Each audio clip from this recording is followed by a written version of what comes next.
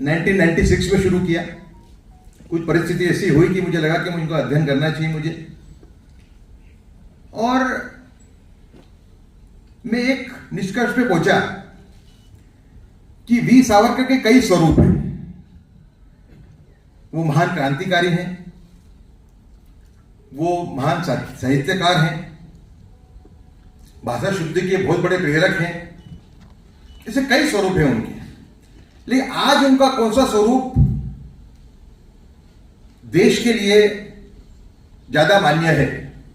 तो मैं मानता हूं कि उन्होंने जो भविष्यवाणी की थी, भारत पे आने वाली राष्ट्रीय सुरक्षा के संदर्भ में आपत्तियां उनकी, वो उनका समय बड़ा योगदान है।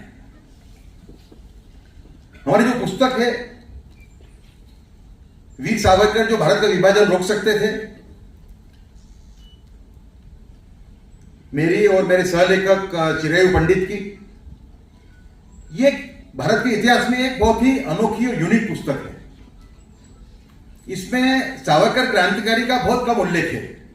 इसके अंदर हमने बात की है कि वीर सावरकर वो व्यक्ति हैं जिन्होंने भारत पे जो भी आपत्ति आई राष्ट्रीय सुरक्षा को लेके, वो चाइना हो, आसाम हो, पाकिस्तान तो है, इंटरनल सिक्योरिटी हो, कम्युनिस्ट हो, इन सब की भविष्यवाणियां उन्होंने आज से 80-90 साल पहले कर दी थी। इसके लिए ये पुस्तक ये साबित करती है कि वीर सावरकर जो है, मैं तो ये भी कहता हूं थोड़ा आगे जाके कि अगर महात्मा गांधी भारत के राष्ट्रपिता हैं, तो वीर सावरकर जो हैं वो भारत की राष्ट्रीय सुरक्षा के पितामह हैं। और एक संज्ञा की है मैंने उनकी, भारत के राष्ट्रीय सुरक्षा के नॉस्ट्राडामस।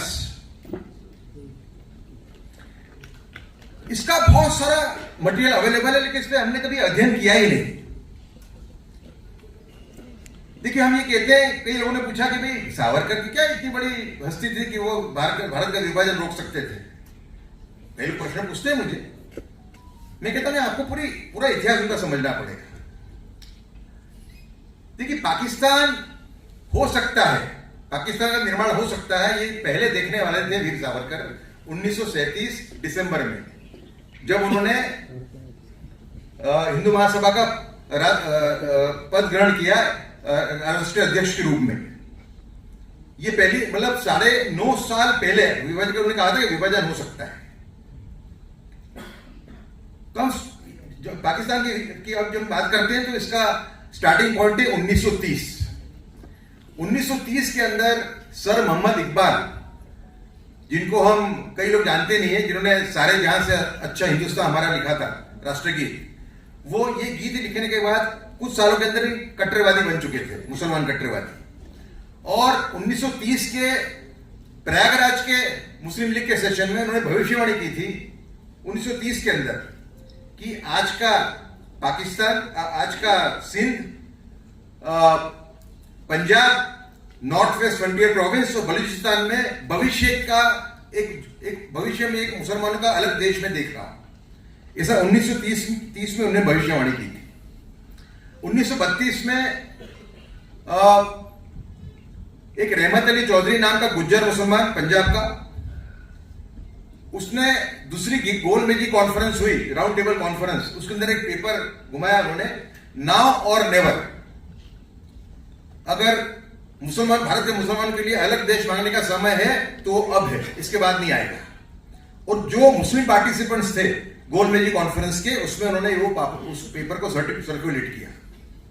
उसके अंदर पहली बार उन्हें पाकिस्तान नाम का उपयोग किया। मतलब पाकिस्तान के जो कॉइनर हैं, पाकिस्तान ये जो भूमि को पाकिस्तान नाम देने वाले जो व्यक्ति है वो है रहमत अली चौधरी।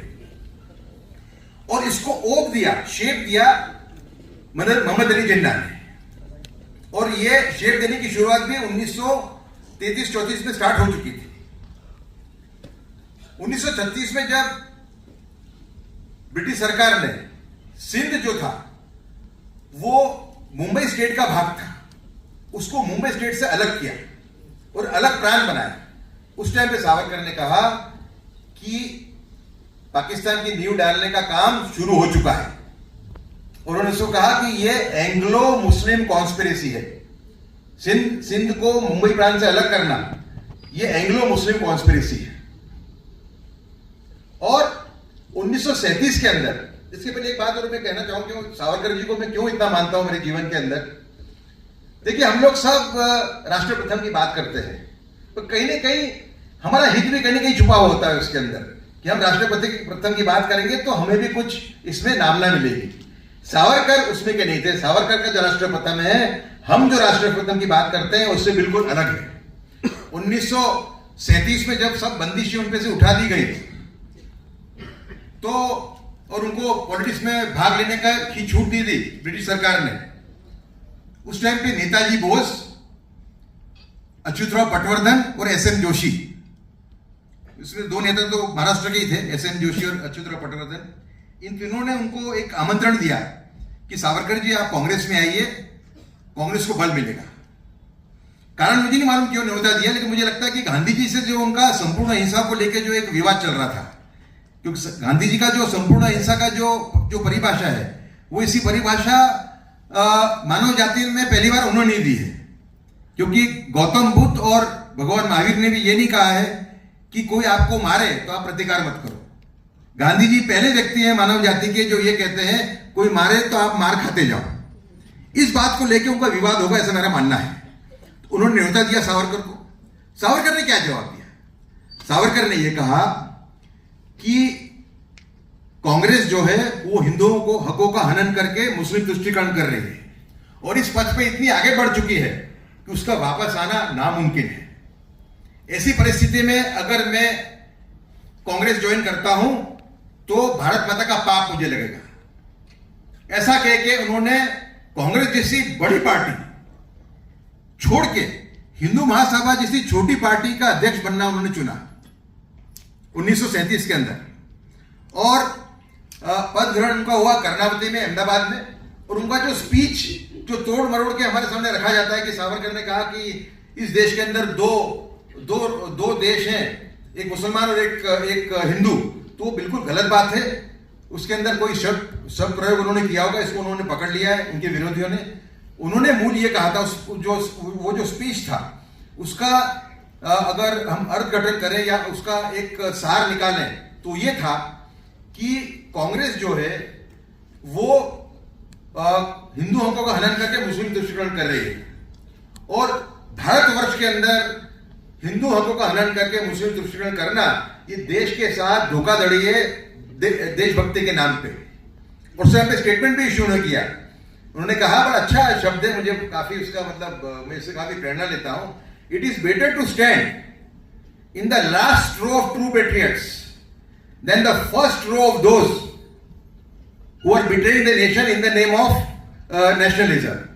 मैं सही राष्ट्रभक्तों की आखिरी पंक्ति में खड़ा रहना पसंद करूंगा, बजाय ऐसे लोगों की पहली पंक्ति में जो राष्ट्रवाद के नाम पे राष्ट्र के साथ धोखाधड़ी कर रहे हैं। तो उनका यह कहना था कि मुस्लिम तुष्टीकरण करना, वो भी हिंदुओं को हनन करके, ये देश के साथ धोखाधड़ी है इन द नेम ऑफ नेशनलिज्म, ऐसा वो मानते थे। और यही बात उन्होंने 1937 में कही। उन्होंने कहा कि अगर ये पथ के ऊपर कांग्रेस वापस नहीं आती है, इस पथ से वापस नहीं मुड़ती है और इसी पथ पे आगे जाना जारी रखती है, तो मुझे थोड़ा भी अचंबा नहीं होगा अगर पाकिस्तान का निर्माण हो जाता है तो। मतलब पाकिस्तान की भविष्यवाणी उन्होंने 9.5 साल पहले करी। दिसंबर, आप देखिए, दिसंबर 1937, और भारत का विभाजन हुआ, का अनाउंसमेंट हुआ जून 1947 में। 9.5 साल पहले उन्होंने भविष्यवाणी की। इसके लिए सावरकर एक बहुत महान व्यक्ति है। दूसरी बात, उनके जो बायोग्राफर है धनंजय कीर, पहले बायोग्राफर। हम लोग जब किताब लिखते हैं सावरकर जी पे तो हम एक नया दृष्टिकोण जरूर देते हैं, लेकिन जो सोर्स मटेरियल है वो पूरा धनंजय कीर का यूज करते हैं, क्योंकि धनंजय कीर उनके पहले बायोग्राफर थे। और वो भी किस्सा बड़ा ही दिलचस्प है कि जब धनंजय कीर उनके पास गए 1950 में कि सावरकर जी मुझे आपकी बायोग्राफी लिखनी है, सब मटेरियल आप मुझे दीजिए, आपके लेटर्स हैं, आपके स्टेटमेंट्स हैं। तो सावरकर ने कहा कि कीर समझ लो एक बात, अगर तुम मेरी बायोग्राफी लगोगे तो अकेले हो जाओगे, दुनिया देश के अंदर तुमको कोई सपोर्ट नहीं करेगा, तुम अकेले पड़ जाओगे, ऐसा उन्होंने कहा था उनको। तो धनंजय कीर ने यह लिखा है कि सावरकर का कांग्रेस ज्वाइन न करना 1937 के अंदर, ये राणा प्रताप के जैसा बलिदान था। जब अकबर ने राणा प्रताप को न्योता दिया कि राणा प्रताप आइए, आपको सर्वोच्च शिखर पे भी बिठाऊंगा मेरे दरबार के अंदर, उस टाइम पे राणा प्रताप के भाई, राणा प्रताप के सब रिलेटिव, सब राजपूत राजा वो अकबर को सरेंडर हो चुके थे, लेकिन राणा प्रताप ने राष्ट्रहित को सर्वोपरि गिना। इसके लिए धनंजय कीर लिखते हैं कि वीर सावरकर का कांग्रेस न ज्वाइन करना ये राणा प्रताप जैसा बलिदान था, क्योंकि कांग्रेस ज्वाइन करना उस टाइम पे बहुत बड़ी बात थी, और उनके जैसे नेता अगर कांग्रेस ज्वाइन करता तो वो कोई भी शिखर पे पहुंच सकता था पार्टी के अंदर। तो ये उनका बहुत बड़ा बलिदान था।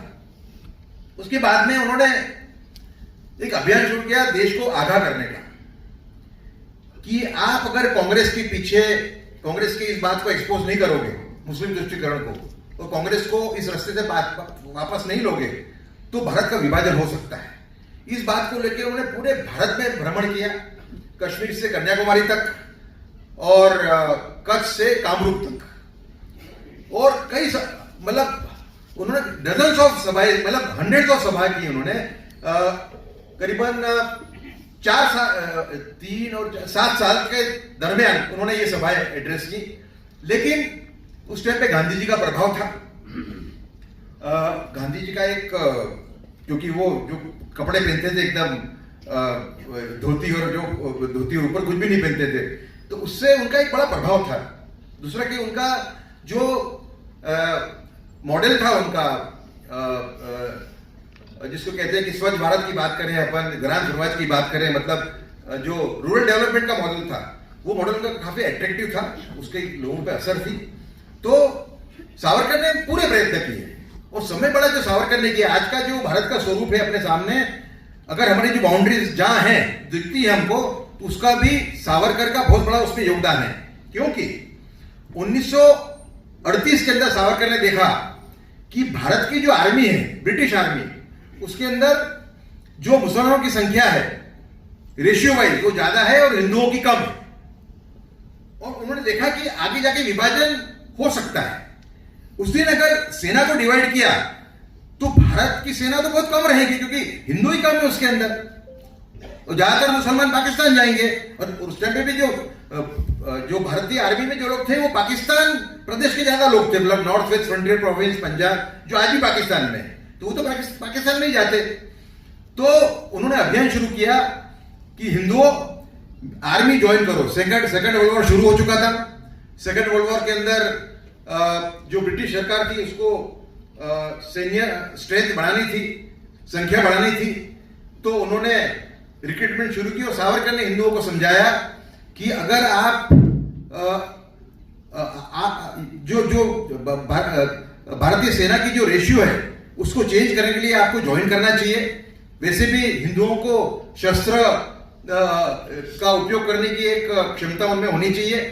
ऐसा कहकर उन्होंने एक अभियान शुरू किया पूरे भारत में, उसको बोलते हैं सावरकर का मिलिट्री का अभियान हिंदुओं के लिए। और वो अभियान के वजह से करीबन 4, 5, 6 साल के अंदर रेशियो बिल्कुल ठीक हो गया, मतलब हिंदुओं का जो रेशियो कम था वो बिल्कुल मुसलमानों से भी ज्यादा हो गया। इतने लोगों ने ज्वाइन किया आर्मी। उसमें सेकंड वर्ल्ड वॉर की वजह से जो अलग अलग स्टेट्स थी, जोधपुर थी, बड़ौदा थी, उनके आर्मी लोगों ने भी ज्वाइन किया था वॉर के अंदर। लेकिन सावरकर का जो अभियान था रिक्रूटमेंट वाला, उसका भी बहुत बड़ा उसमें योगदान था।